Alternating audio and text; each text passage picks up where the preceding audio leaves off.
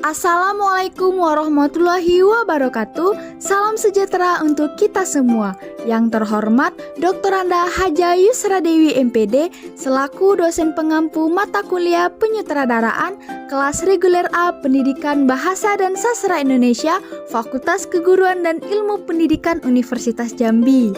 Baiklah, kami dari kelompok 4 yang beranggotakan 3 orang. Yang pertama ada Dia Ayu Kusuma dengan ujung NIM 094. Yang kedua ada Muhammad Esa Pratama dengan ujung NIM 099 dan saya sendiri Della Syafrita dengan ujung NIM 107. Di sini kami akan menjelaskan materi tentang masalah-masalah penyutradaraan dengan sumber referensi dari Profesor Dr. Haji Swediro Satoto tahun 2012 dengan judul buku Analisis Drama Teater Jilid 2. Baiklah teman-teman semua, pada materi masalah-masalah penyutradaraan, kelompok 4 membaginya menjadi 2 topik. Yang pertama itu masalah-masalah penyutradaraan dan yang kedua itu praktik penyutradaraan. Baiklah, materi yang pertama tentang masalah-masalah penyutradaraan akan saya jelaskan sendiri. Masalah-masalah penyutradaraan. Teman-teman semua, pada materi ini saya membaginya menjadi 2 topik. Yang pertama itu ada pertemuan-pertemuan teater dan yang kedua itu ada istilah-istilah teknik dan praktik penyutradaraan. Topik yang pertama, pertemuan-pertemuan teater. Teman-teman semua, pada pertemuan teater 80, simposium teater 85, dan pertemuan teater 1986 adalah salah satu upaya Dewan Kesenian Jakarta bekerja sama dengan Dewan Kesenian daerah-daerah lainnya untuk memecahkan masalah yang menyangkut teater Indonesia, termasuk masalah-masalah penyutradaraan. Baiklah teman-teman semua, kita memasuki ke topik yang kedua, yaitu istilah-istilah teknik dan praktik penyutradaraan. Di dalam istilah-istilah tersebut terbagi menjadi 10 kelompok. Yang pertama itu ada tema dan amanat, yang kedua itu ada sikap, yang ketiga itu ada sistematika, yang keempat itu ada metode, yang kelima itu ada teknik, yang keenam itu ada pendekatan, yang ketujuh itu ada praktik, yang kedelapan itu ada aplikasi, yang kesembilan itu ada terapan, dan yang kesepuluh itu ada garapan, gaya, dan teknik pementasan. Baiklah teman-teman semua, yang pertama itu tadi ada tema dan amanat. Tema adalah sesuatu yang menjadi pokok bahasan, sedangkan amanat adalah apa yang dipesankan oleh temanya. Jika berupa masalah, maka merupakan pemecahannya. Jika berupa pertanyaan, maka amanat adalah jawabannya. Yang kedua itu ada sikap. Sikap ialah pendapat atau keyakinan. Sikap seseorang tidak tampak, ia baru tampak dalam perbuatan, perilaku, ataupun tindakan. Yang ketiga itu ada sistematika. Sistematika adalah susunan aturan. Sistematika merupakan perwujudan atau urutan logis dari perbuatan atau tindakan berdasarkan sikap tertentu. Yang keempat itu ada metode. Metode adalah cara yang telah teratur dan terpikir baik-baik untuk mencapai suatu maksud ataupun tujuan. Yang kelima itu ada teknik. Teknik merupakan pemberian atau penjabaran dari metode. Yang keenam ada pendekatan. Pendekatan adalah penerapan teori atau konsepsi mana atau apa yang dipakai untuk memecahkan suatu masalah. Yang ketujuh itu ada praktik. Praktik adalah cara melakukan apa yang tersebut dalam teori. Yang kedelapan itu ada aplikasi atau penerapan. Yang kesembilan itu ada terapan. Dan yang terakhir itu ada garapan, gaya, dan teknik pementasan. Baiklah teman-teman, materi selanjutnya akan dilanjutkan oleh rekan saya yang bernama Diah Ayu Kusuma. Praktik penyutradaraan. Praktik penyutradaraan dibagi menjadi 2, yaitu memperoleh naskah dan cara kerja sutradara. Yang pertama, memperoleh naskah. Cara memperoleh naskah lakon biasanya melalui produser. Akan tetapi, jika pementasan sederhana, naskah lakon dapat juga langsung diperoleh dari sutradara. Dalam hal ini biasanya sutradara merangkap sebagai produser. Yang kedua ada cara kerja sutradara. Cara kerja sutradara terbagi menjadi beberapa bagian. Yang pertama ada mengadakan pertemuan pertama dengan staf produksi termasuk produser atau pimpinan produksi.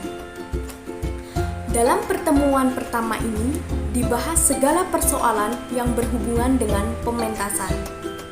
Pembicara pertama dalam pertemuan pertama ini dilakukan oleh produser. Kemudian, pembicara kedua akan dilakukan oleh sutradara. Masing-masing pembicara, yaitu produser dan sutradara, mereka akan membahas mengenai bidangnya atau hubungannya dengan tugasnya masing-masing. Pembicara pertama, yaitu produser. Ia akan menjelaskan maksud dan tujuan pementasan, lalu menjelaskan kapan tanggal pementasannya, berapa malam atau hari diselenggarakannya, lalu gedung mana yang akan dipergunakan, menentukan tempat latihan, menyampaikan daftar nama-nama staf produksi, membicarakan hal-hal yang berhubungan dengan keuangan, pembagian tugas dan tanggung jawab yang jelas antara produser dengan sutradara. Lalu, pembicara kedua yaitu sutradara akan menyampaikan daftar nama-nama pemain, pembagian naskah lakon kepada seluruh calon pemain dan staf produksi, memberikan petunjuk-petunjuk seperlunya kepada para calon pemain dan anggota staf produksi, memperkirakan jumlah latihan yang diperlukan dan tanggal-tanggal latihan, memperkirakan jumlah pembiayaan yang diperlukan, mengemukakan garis besar isi dan maksud cerita dalam naskah serta sinopsis atau ringkasan cerita, lalu pembagian tugas dan tanggung jawab yang jelas antar kerabat kerja teater, termasuk produser, sutradara, staf produksi, dan para pemain. Setelah itu, akan diadakan pembicaraan terbuka, yaitu seluruh peserta pertemuan diberi kesempatan untuk menanggapi pembicaraan produser dan sutradara. Diberi kesempatan pula untuk mengajukan garapan atau tanggapan dan pertanyaan-pertanyaan secara luas dalam hubungan dengan tugas masing-masing. Cara kerja sutradara yang kedua yaitu mengadakan pertemuan kedua dengan staf produksi dan calon pemain. Yang dimaksud staf produksi di sini adalah tata busana, tata rias, tata musik, tata cahaya, tata dekor, tata panggung, tata properti, dan lain-lain. Dalam pertunjukan kedua ini, seluruh kerabat kerja teater diberi kesempatan seluas-luasnya untuk menafsirkan dan menanggapi naskah lakon yang telah dibagikan pada pertemuan pertama. Pertemuan kedua ini dipimpin oleh sutradara. Pada akhir pertemuan, sutradara merumuskan hasil musyawarah yang telah dicapai bersama. Antara lain ada tema dan amanat naskah, nada dasar naskah, perwatakan atau karakterisasi, gaya penggarapan naskah, dan lain sebagainya. Berdasarkan hasil penafsiran bersama terhadap naskah, sutradara sudah dapat memilih calon-calon pemainnya yang akan mementaskan. Baiklah, penjelasan materi yang terakhir akan disampaikan oleh rekan saya kembali, yaitu Muhammad Esa Pratama. Baiklah, materi selanjutnya yaitu mengadakan pertemuan ketiga khusus dengan para calon pemain. Yang keempat, sistem latihan. Saya jelaskan, yang ketiga adalah mengadakan pertemuan ketiga yaitu khusus dengan para calon pemain. Dalam pertemuan ketiga ini diadakan pembacaan pertama terhadap naskah lakon yang diharapkan telah dipelajari di rumah masing-masing. Di dalam pembicaraan pertama ini, sutradara memberikan petunjuk-petunjuk dalam hal yang pertama, cara membaca dan tekanan pengucapan atau teknik vokal. Yang kedua, perwatakannya. Yang ketiga, blocking atau arah gerak di pentas. Yang keempat, petunjuk-petunjuk lain yang diperlukan. Pada pertemuan ini, baik sutradara maupun para calon pemain duduk menghadapi naskah. Mereka bergiliran membaca naskah sesuai dengan peranannya masing-masing sambil mencatat petunjuk dari sutradara. Sebelum pertemuan dimulai, sutradara harus menyiapkan catatan blocking sesuai dengan naskahnya. Catatan blocking tersebut diberi nomor urut. Nomor-nomor tersebut disesuaikan dengan nomor yang dibubuhkan pangkal atau ujung kalimat yang dimaksud dalam naskah. Keterangan tentang bergerak diletakkan di halaman kosong sesuai dengan nomor-nomor yang dimaksud. Maka naskah drama jangan ditulis, dalam kurung diketik, timbal balik atau di antara halaman-halaman dapat diselipkan kertas-kertas kosong untuk catatan-catatan blocking. Yang keempat, saya akan menjelaskan sistem latihan. Pada latihan pertama, semua calon pemain hadir. Sutradara memberi petunjuk dan contoh-contoh blocking dari permulaan sampai akhir dalam garis besarnya. Pada latihan berikutnya, tidak perlu semua pemain hadir. Latihan dilakukan pada tiap-tiap babak.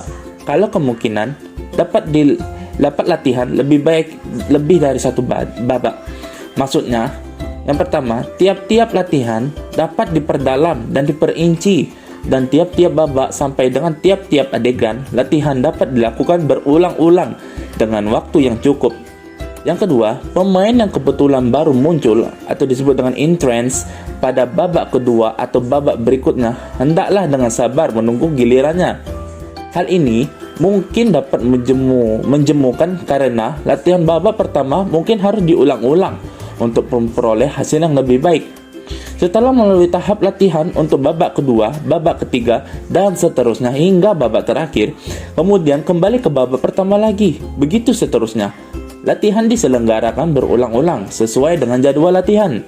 Setelah para pemain dapat lepas teks dan lancar, baru dimulailah latihan penuh dari babak pertama sampai babak terakhir. Latihan penuh ini dilakukan sampai hari latihan terakhir sesuai dengan jadwal latihan yang telah ditetapkan. Dengan lepas teks, diharapkan para pemain sudah dapat menjiwai watak perannya masing-masing. Dalam keadaan demikian, teknik acting atau disebut dengan teknik bermain dapat dilaksanakan tanpa gangguan karena tidak atau belum hafal. Itulah pemaparan materi tentang masalah-masalah penyutradaraan oleh kelompok 4. Lebih dan kurangnya kami mohon maaf. Kami akhiri. Wassalamualaikum warahmatullahi wabarakatuh.